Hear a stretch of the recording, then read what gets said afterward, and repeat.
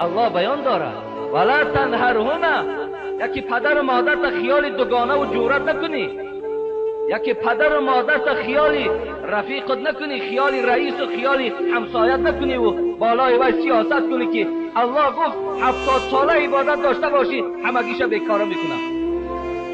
برای یک پدر و مادر را ناراحت کردن،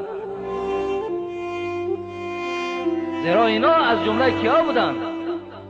وقل لهما قولا کریما واغفر لهما جناح الذل من الرحمه وقل رب ارحمهما كما ربياني صغيرا. سوره حجرات چی زیبا بیان میکند.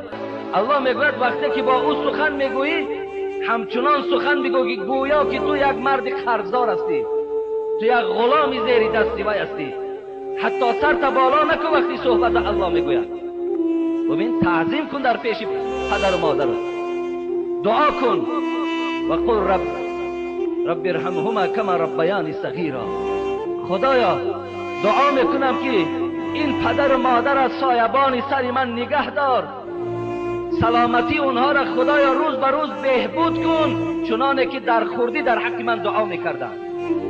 ببین پروردگار میگوید یکی مبادای باز و دعای خود ننازی که من در حق پدر و مادرم دعا میکنم، زیرا پدر و مادر بود که تو را در خوردی در حق تو دعا کرده بودن. ما با دعای پدر و مادر تو را به وایه رسانیدیم، تو را صاحب خانه کردیم، صاحب فرزند کردیم.